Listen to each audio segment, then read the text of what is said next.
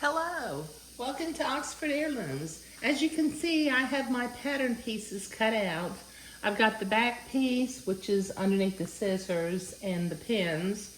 I've got the front piece, I've got the sleeves, and I've got a neckband. Okay, now the next thing that I need to do is I need to be able to use my pleater to pleat up the front of the fabric and also the sleeves. But since I'm doing the little green accent along the edge of the sleeve, I need to use my green thread and zigzag a line about 1/4 of an inch away from the edge of the bottom of the sleeves. So let me go to the sewing machine and I'll show you how I zigzag that line on. Okay, I've already got the green edging on one sleeve, and as you can see, it mimics, it's just a tight zigzag, but it mimics one of the decorative thread or decorative stitches on some of the fancier sewing machines. I've been doing this, gosh, this little sleeve treatment for probably 34 years at this point in time, and it holds up to washing. I don't put these little things in the dryer, but I do put them in the washing machine. Okay, so let me show you how I did this on the second sleeve. Okay, now I've got my sewing machine set to a tight zigzag. Now on my machine, my zigzag width is set at 2.5 and my zigzag length is set at 0.7. So I'm going to line the bottom of the sleeve up with the edge of my presser foot so that I can make sure that I sew in a straight line. And just begin to zigzag along the bottom of the sleeve.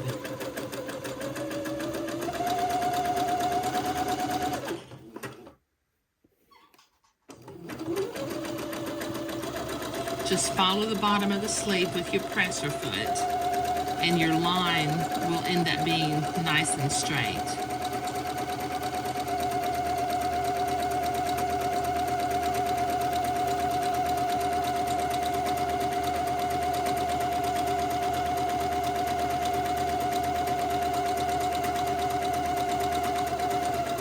Okay, this is going to take me a minute to get all the way to the end, so I'll be right back. Okay, so we have a zigzag line close to the edge of the fabric. Now what you need to do is just use some sharp scissors. For some reason, I always use my fabric cutting scissors to do this. But just cut close to the zigzag without actually cutting the zigzag. When you get finished, you may have a couple of little threads that extend down. But if you cut your fabric straight across the grain, or tore it for that matter, straight across the grain, it ought to be fairly straight and not leave too many little threads hanging out, but it happens.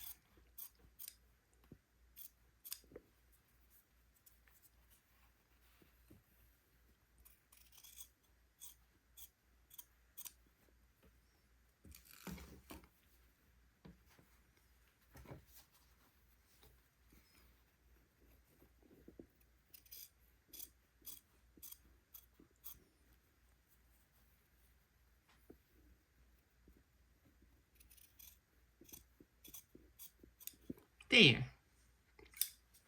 Okay, and just as a note, I have green thread in both my top thread and my bobbin thread. I didn't mention that, but I thought that I would. Okay, so now we have two sleeves that have the little green edge. We won't do the green edge on the bottom of the gown until after we have it sewn together, because we need to be able to go all the way around in a straight line. And so we need to be able to sew all the seams first. Okay, so let me go back out and we will pleat fabric. Okay, I'm going to start by pleating the front section of the gown. I have to do all the smocking before I begin to assemble the gown. Now, on my smocking plate for the front, where I'm going to do the little lambs, okay, I've got exactly 6 pleating threads.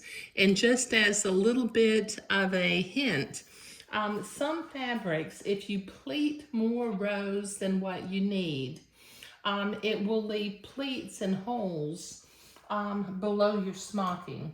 So it's not a good idea to pleat any more than what you need. Now, what I'm planning to do, okay, there's a row of green smocking on row number 1, but I'm not going to do that row when I smock. I won't smock that row until after I have the neckband on, so that I can make sure that my neckband gets on straight. Now, what I'll do on row 1 on the inside of the top of the front piece, I'm going to back smock on row 1, so that when I sew the neckband to the pleated front, I have a line to follow to make sure that my neckband goes on straight. Okay, now I've got my front piece wrapped up on a 5/8 inch wooden dowel. I've got 6 pleating threads in my pleater. And then what I'm going to do is I'm going to line up the top edge of the fabric exactly halfway between needle number 6 and needle number 7. Now, needle number 6 has pleating threads in it, but needle number 7 does not.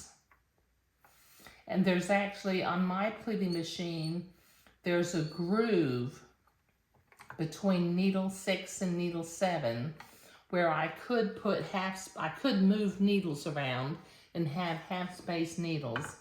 But to be real honest, in all the years I've had my pleater, I have never used half space needles in my life.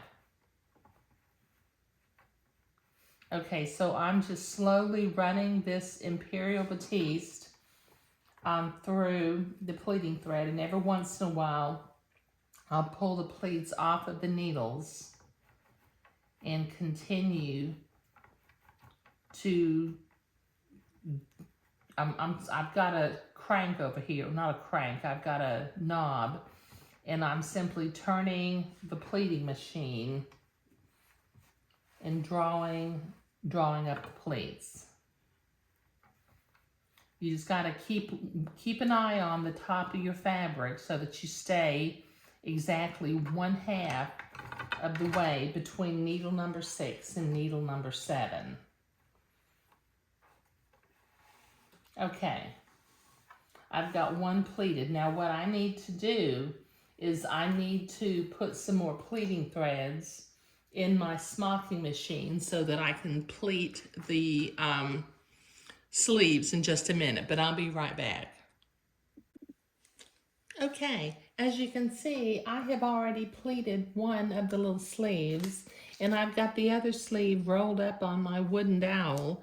Now, we don't actually have a sleeve design on the smocking plate, but what I'm going to do is I'm going to do 2 rows of cable with a couple of little flowerettes in the center of it. So I will mimic the top part of this smocking design.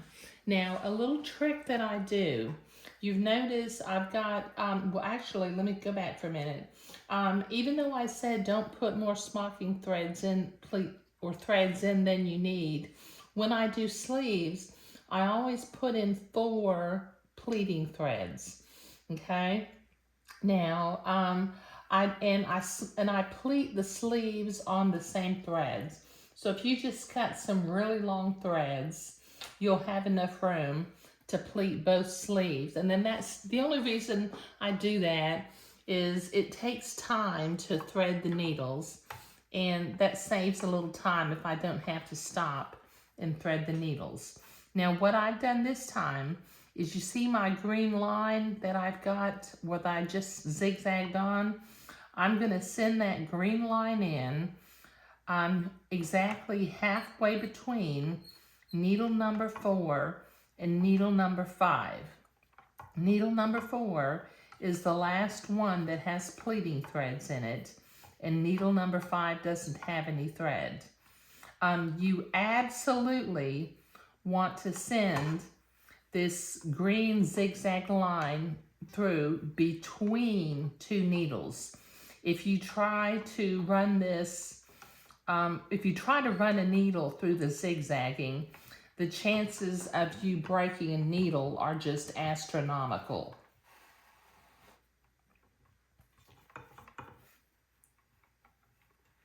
Okay, so I'm just carefully feeding the fabric through the pleating machine, making sure that it stays lined up in between row 4 and row 5. Now I'll take the fabric off the needles and pull it down the pleating threads. Let me hang on my threads. Okay, so actually, what I can do, since my threads are long, both sleeves are on the same threads, so I will carefully, I'll tie off the outside knots first, and then I'll tie off the inside knots next. Okay, so I've got both sections of the day gown pleated, so I need to tie some knots, and the top of the gown, I'm going to draw the pleats up until it's about 3 inches wide, and tie it off.